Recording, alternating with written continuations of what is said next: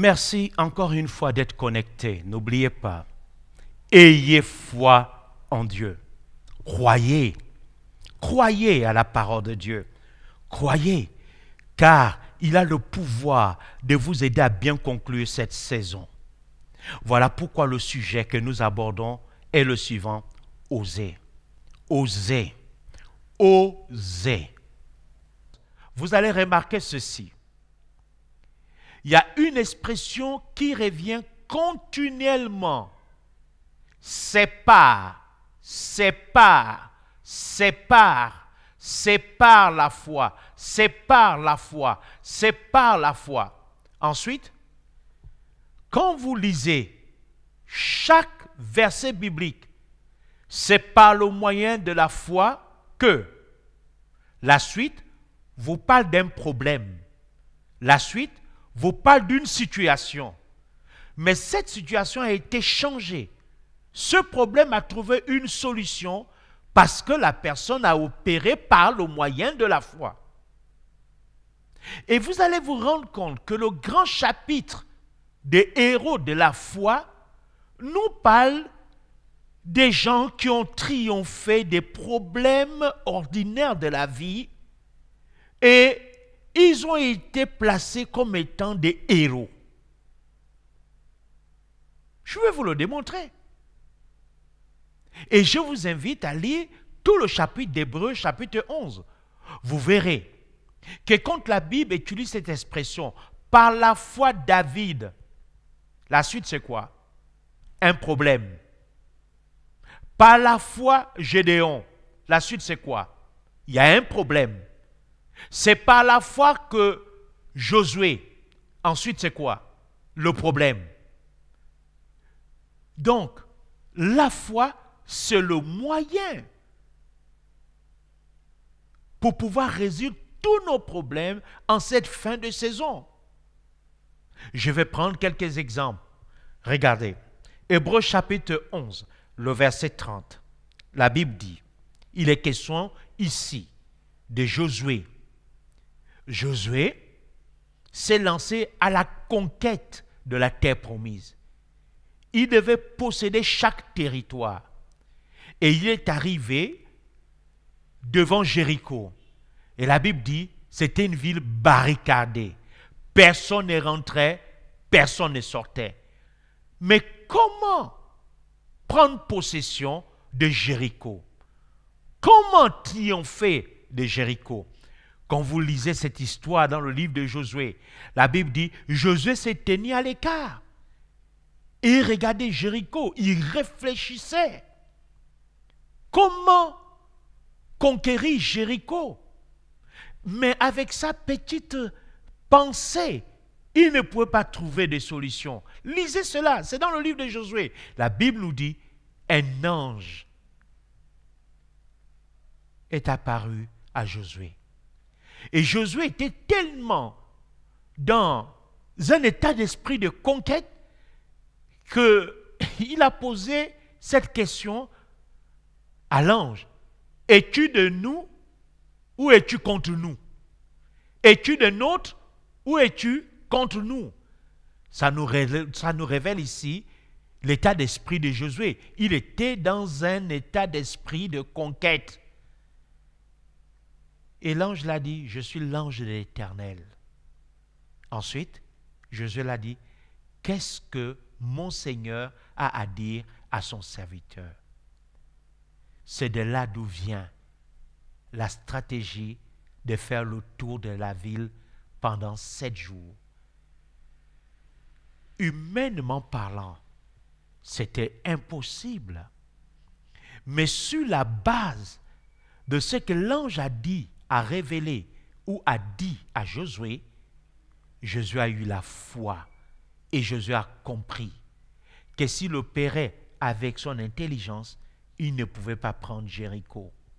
Mais il fallait qu'il puisse opérer au niveau de la logique de Dieu. Et Hébreux 11, le verset 30 nous dit, c'est par la foi que les murailles de Jéricho tombèrent. Après qu'ils eurent fait le tour pendant 7 jours. Mais lisez la Bible. Qui a donné la stratégie à Josué? C'est l'ange de l'Éternel.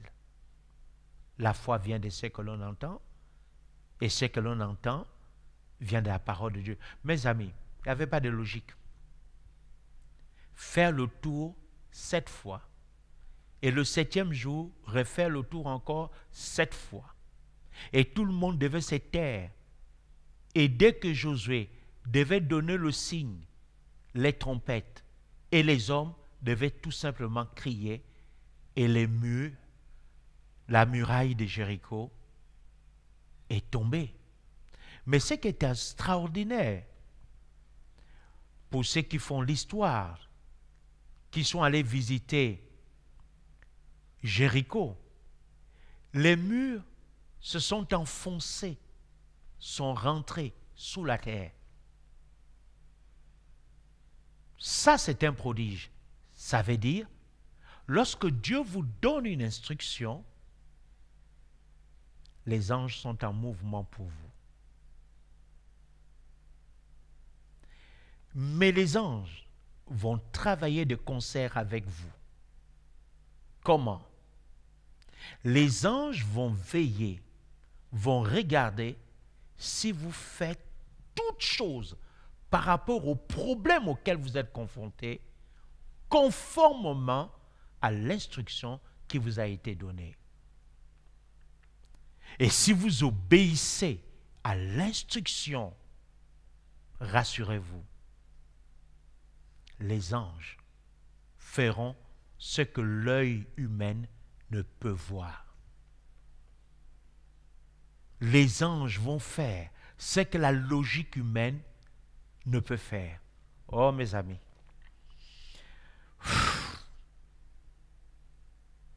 Je vous parle d'un domaine que je connais et que j'expérimente à chaque fois que j'ai un défi. Hébreux, chapitre 11, le verset 11. C'est le deuxième exemple.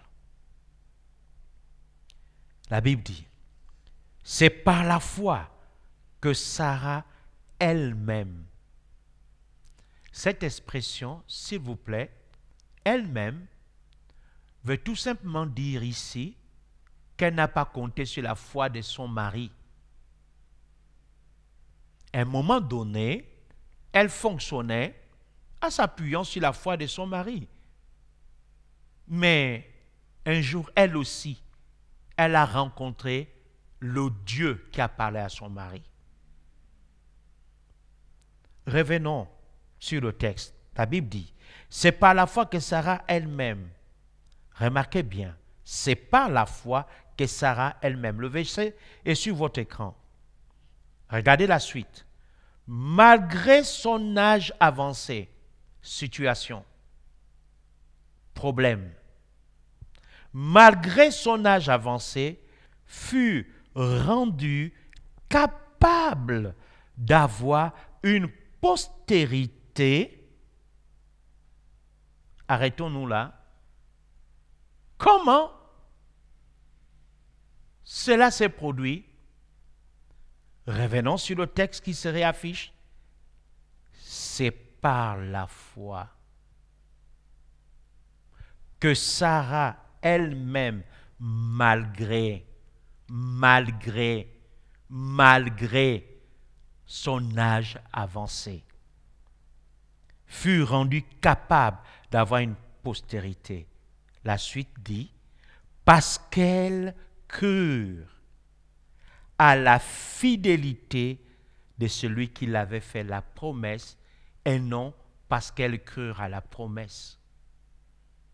Elles crurent à la fidélité de celui qui l'avait fait la promesse. Ça veut dire, Sarah a rencontré Dieu. Et lorsqu'elle a appris à marcher avec Dieu par la foi, elle a découvert une qualité en Dieu. C'est que Dieu était fidèle. Voilà pourquoi sachant que Dieu était fidèle, elle a compris qu'elle pouvait demander une postérité et que son âge avancé n'était pas un handicap. Parce qu'il n'était pas question d'opérer avec la logique, mais il était question d'opérer par un autre moyen pour rendre possible ce qui était maintenant humainement impossible, puisqu'elle avait près de 100 ans. Abraham avait 99 ans. Sarah était dans les 90 ans.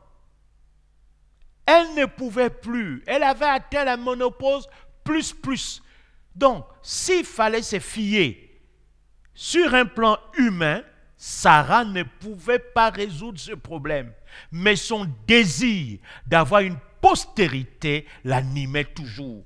Mais comment combler un désir lorsque, humainement parlant, on vous dit vous avez dépassé l'âge? Ce n'est plus possible. Ce n'est plus envisageable. Ce n'est plus faisable. La Bible dit Sarah a procédé de la manière suivante. Premièrement, elle a appris à connaître Dieu.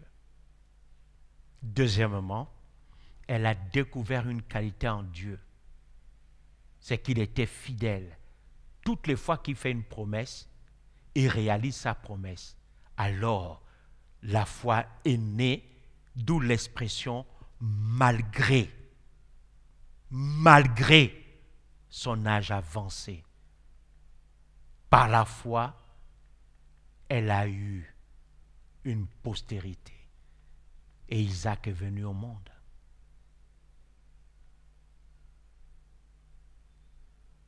Waouh! Qu'est-ce qui vous bloque en cette saison? Qu'est-ce qui vous bloque, qui est humainement impossible à résoudre en cette fin de saison? Quelle est la chose qui vous dépasse en cette fin de saison? Je vous encourage à faire comme Sarah. 1. Cherchez la face de Dieu. 2. Dieu a promis que tous ceux qui le cherchent de tout leur cœur, il se laissera trouver. Vous allez le découvrir. Et quand Dieu vous parlera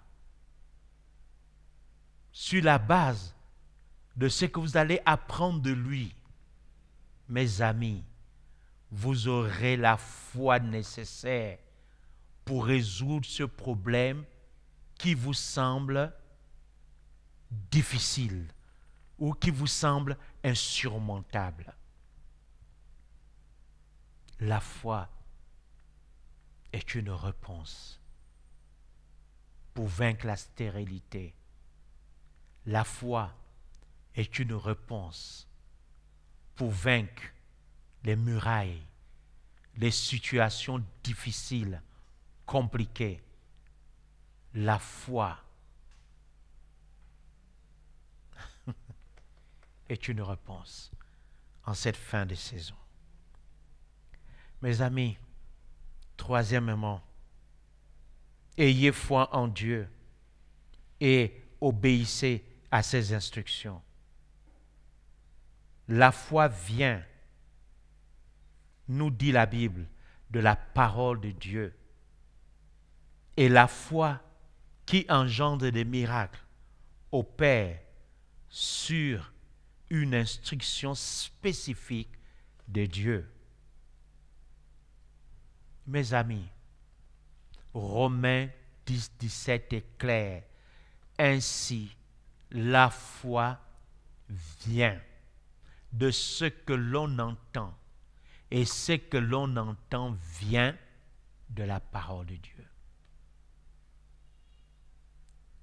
La foi naît dans le cœur lorsque nous nous mettons à l'écoute de Dieu.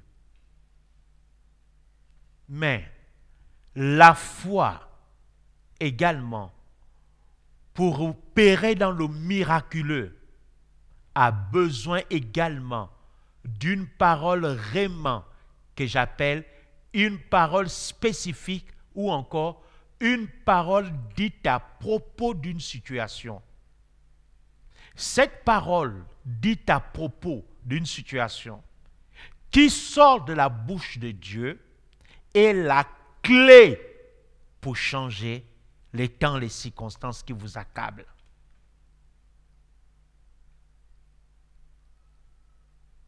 Cela est très important. Le problème de beaucoup d'enfants de Dieu, c'est que nous sommes connectés à la rumeur populaire. Nous fonctionnons avec la rumeur populaire. Je vais utiliser une expression qu'on utilise spécialement au Gabon et en Afrique centrale. Vous aimez le Congo-ça. Mais vous savez, il y a des gens qui ont la foi pour le Congo-ça. Hein? Quand vous écoutez le Congo-ça, vous recevez aussi la foi de croire au Congo-ça. Voilà pourquoi vous voyez les gens qui affectionnent le Congo-ça, vous parlez avec conviction, comme s'ils étaient même dans la chose. Pourquoi? La foi vient de ce que l'on entend. Donc, un homme qui affectionne les rumeurs aura la foi pour les rumeurs. Même s'il n'était pas contre l'événement a eu lieu. Il va vous expliquer les choses comme s'il était là. Si vous calmez ses ardeurs et vous lui demandez doucement, tu étais là? Oh non, mais tu sais, c'est mon cousin qui me l'a dit. Mais il vous parle avec une telle passion parce que tout simplement, il a tellement foi au Congo-ça que toutes les fois qu'il écoute le Congo-ça, il a la foi pour le Congo-ça. C'est ce qui lui permet d'opérer et de reprendre la rumeur. Tous les gens qui aiment le Congo-ça ne peuvent pas opérer avec Dieu.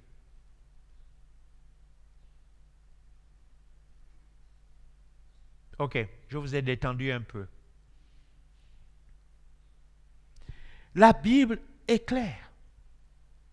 Mes amis, je vous ai dit au cours de l'un de mes messages, le jeûne qu'il faut pratiquer en cette fin de saison, c'est de se mettre à l'écoute de Dieu, de se nourrir de ce qui sort de la bouche de Dieu, afin de bien conclure cette saison et se préparer pour la saison qui se pointe à l'horizon. Si nous prenons le temps, d'écouter Dieu, on aura la réponse de tous ces problèmes qui nous accablent. Vous vous êtes tourné vers les hommes. Les hommes n'ont pas apporté de solution. Vous avez couru même après les hommes de Dieu. Aucune solution. Mais si vous avez essayé des hommes, essayez Dieu. Tournez-vous vers Dieu. Dieu est réel. Il parle. Dieu peut-il créer la bouche sans avoir une lui-même? Dieu peut-il créer des oreilles sans en posséder lui-même? Dieu peut-il créer des yeux sans avoir lui-même? Dieu peut-il donner un cœur aux hommes, cœur qui les rend si sensibles, sans en posséder lui-même? La Bible est claire. Il nous a créés à son image. Nous ne sommes que le reflet de ce qu'il est, de manière physique. Si les hommes n'ont pas pu, par leurs bras, vous venir en aide, la Bible dit, le bras de l'Éternel vient toujours en aide à tous ceux qui crient vers lui. La Bible est claire. Dans Isaïe dit, son oreille n'est pas trop dure pour entendre et son bras court pour sauver. Il dit, mais ce sont vos iniquités qui mettent une barrière entre vous et moi. Tournez-vous vers Dieu. Dans Ésaïe 30, le verset 21, la Bible dit ceci. Tes oreilles entendront derrière toi la voix qui te dira, voici le chemin, marchez-y. Car vous irez à droite ou vous irez à gauche. Dieu veut vous diriger en cette fin de saison. Tous vos problèmes dépendent de votre capacité. Je vous l'ai dit, je rectifie. Tous vos problèmes trouveront leur réponse si vous avez la capacité de vous mettre à l'écoute de Dieu. Tu entendras la voix qui te dira, voici le chemin. Notre problème, c'est que nous ne connaissons pas le chemin pour résoudre nos problèmes. Voilà pourquoi, quand vous entendez ce merveilleux thème, oser, vous vous dites, ah, c'est dur. Mais c'est dur parce que vous n'avez pas exercé vos oreilles à entendre Dieu. Tous ceux qui entendent Dieu ont toujours eu des réponses. Ont toujours vu Dieu agir dans leur vie. Je dis bien, tous ceux qui entendent Dieu et qui obéissent aux instructions de Dieu à la lettre obtiennent toujours les résultats. Et on va le voir avec David. Et je pense que c'est le dernier exemple que je vais prendre. Et ensuite, je vais juste prier pour que Dieu puisse vous accorder le miracle d'entendre Dieu. C'est la clé pour résoudre vos problèmes en cette fin de saison. Lisons ce merveilleux texte dans 2 Samuel 5, le verset 17 à 25. Verset 17 de 2 Samuel 5. Les Philistins apprirent qu'on avait oint David pour roi sur Israël. Et ils montèrent tous à sa recherche. David, qui en fut informé, descendirent à la forteresse. Verset 18. Les Philistins arrivèrent et se répandirent dans la vallée de Réphaïm. Verset 19. David consulta l'Éternel en disant, monterai-je contre les Philistins? Les livreras-tu entre mes mains? Monterai-je contre les Philistins? Les livreras-tu entre mes mains?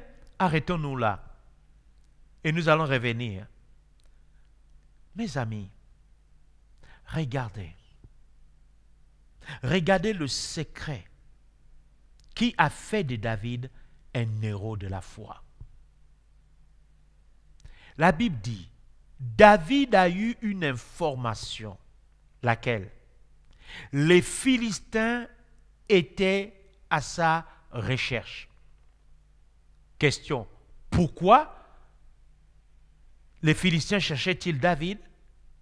La Bible dit, ils apprirent que David était oint. Ils ont appris que David a reçu l'onction.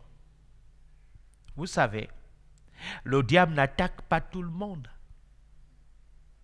Et le diable ne cherche pas tout le monde. C'est souvent un écart de langage. Lorsqu'il y a certaines personnes qui disent, oh, le diable me cherche, tu es oint?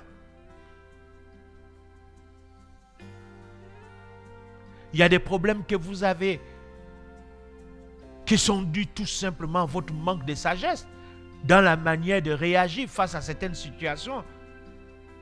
Je suis sûr que des fois, le diable dit à Dieu, tes enfants m'accusent n'importe comment. Même celui qui n'a pas d'onction dit que je le cherche. La Bible dit, quand ils ont appris, ça veut dire avant ils ne cherchaient pas David. Parce qu'il n'y avait pas une information qui disait que David avait l'onction. Voilà pourquoi les Philistins ne le cherchaient pas.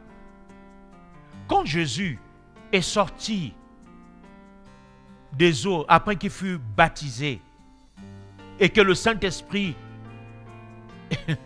est venu sur lui, automatiquement il était devenu la cible du diable. L'onction n'attire pas seulement la gloire.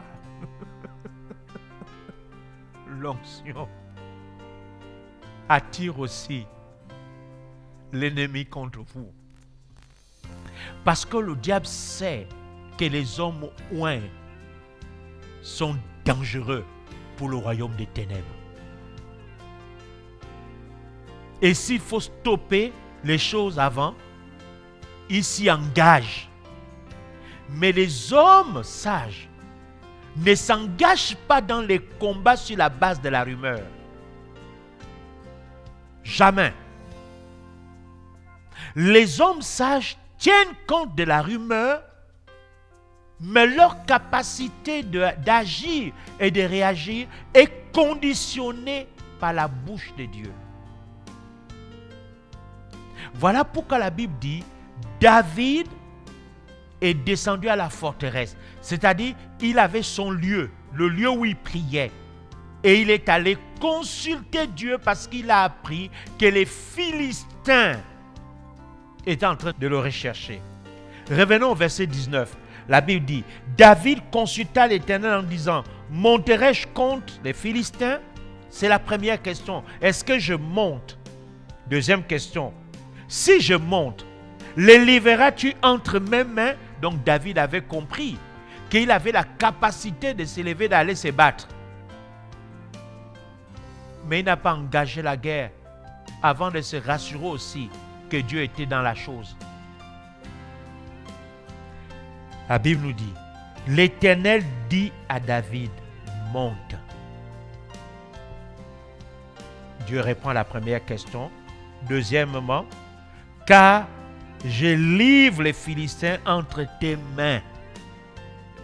Il a posé deux questions. Il a eu la réponse aux deux questions. Première question, monterai-je contre les Philistins? Dieu dit, monte. Deuxième question, les livreras-tu entre mes mains? Dieu dit, je livre les Philistins entre tes mains. Je vous en supplie, mes amis, écoutez-moi. Je veux que vous puissiez comprendre ceci. Et j'insiste là-dessus. La manière dont Dieu vous a conduit dans le problème A n'est pas la même manière dont il va vous conduire dans le problème B. À chaque problème, Dieu a une parole, une pensée, une stratégie à vous communiquer.